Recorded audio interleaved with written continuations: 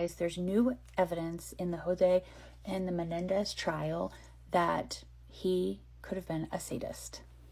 A woman who used to be a former madame in Los Angeles. Her name is Cheri, married to Stevie Woods. So back in the 80s, when Cheri had her call girls, and she did it for about 15 years, most of her clients were men that were in the higher industry, like politicians, recording artists, people in high stature. And of course, we all know that Jose was in the music industry. So was Stevie Woods. So he was actually one of her very good clients. He did an interview with the New York Post back in 1993 saying that she believed the boys, that he had treated her girls so bad that it wouldn't surprise her that he treated them that way. Get this, one of her customers was the Hillside Strangler, and she said he was more of a gentleman than Jose was. So every week he would call Cheri and he would request a call girl. Now, the call girls had to be a specific type. So he would have special requests, and the girls had to be at least 13 and younger and petite. So every time these girls would come, he would treat them horribly. They'd come back bleeding, they would be hurt, they'd be tortured. And so the girls just stopped wanting to come. They said there's no amount of money that he could pay us that would make us want to go back there. So when you watch the interview, you're going to see with Joan Rivers that Cheri uses specific language when it comes to calling for these girls. He said it's just like ordering a pizza. You call, you order the pizza, and it gets delivered to you within an hour or less. The phone, they call the madam, and the girl's at their door within an hour. It's like ordering a pizza. Yeah. Joan was like, she goes, couldn't you just call the cops? And it wasn't just that easy. So Cheri tells Joan, she starts laughing, and she said, my lawyer is actually one of my biggest customers. So also, police would actually call for the call girls, and they would be waiting for them, and then they would arrest them. So Joan was like, aren't you worried that these politicians, these artists, they're going to get caught, they're going to rat you out? And again, she laughed and she said, again, my lawyer is one of my biggest customers. So she knew she would get out of it. Now, here's the kicker. Remember I told you that she believed the brothers and said that she believes that Jose did that to them because of how he did it to the call girls. She said that she's willing to testify as long as it's going to let those boys be free. When this case resurfaced and they were going to bring it about to re-sentence them, I started digging and I kind of saw a little bit about the call girls, but there really wasn't tons of information on it. And then as the Netflix series came out, more of it was surfacing when it came to these girls. Go watch the interview, and I would love for you to tell me what you think about it.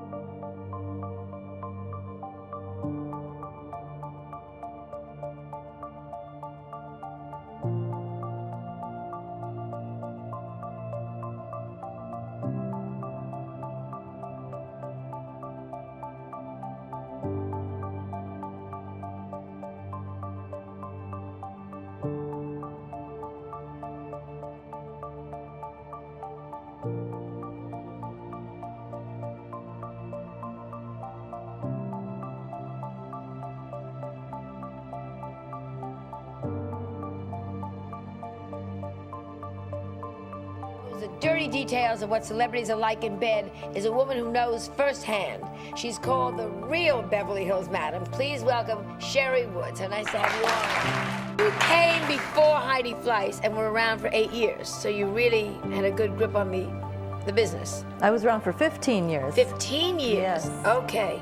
And then finally went to jail. I went to prison. Pandering in the state of California is a mandatory prison sentence. I mean, I was going through these books, and the names in them are astonishing. Who are some of the biggest names that you can mention? Box office, I would probably say. So they pick up the phone, they call the madam, and the girl's at their door within an hour. It's like ordering a pizza. I just... Yeah. What do you do now? You came out of prison. You can't go back to being a madam. Or can you go back to being a madam? Actually, if I were convicted of being a madam again, it's a mandatory prison, 12-year prison sentence. So you're really out of the business. Yeah. So how are you going to make a living? Or how are you making a living? Well, I have my cosmetology license, Right. and I just took my exam for my real estate license. I want to sell real estate, and I figure if I'm successful selling women, I can be successful selling homes, and there's thousands of dollars in that compared to hundreds of dollars, and it's legal. You can't go to prison. What do you think about the whole Heidi Fleiss thing? You think she's going to go to prison? Oh, well, if according to the law, she has to go to prison. If she's convicted, she has to get 3 to 6 years. So we'll see what happens. Of course, you know, they don't always follow the law. I mean, I had police officers that would call up the madams and send the girls to the hotel room, and all this is done at the taxpayer's expense. They'd order room service and limousines, and they'd get laid, and then at the end of the evening, they'd pull the badge out from under the mattress and say, oh, by the way, you're under arrest.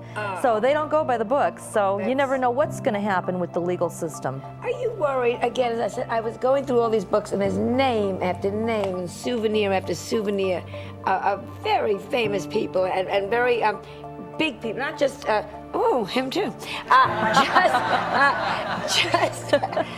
But not just actors, I mean, politicians and stuff.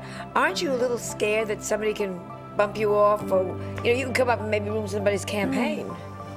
Well, it's always a possibility. You know, you don't know what's going to happen in life, but... Are you careful?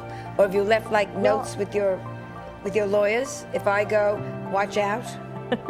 No, I haven't, but actually I don't know if I could trust my lawyer either, because he was my client too. If I were you, I would make copies of these very quickly. Yes. And you're going to write a book about it, right? Yes, I've written my book about my life story. I'm trying to get a book deal right now and hoping for a movie deal. Well, walk around with this. Oh, You'll get it. Fabulous. I thank you so very much.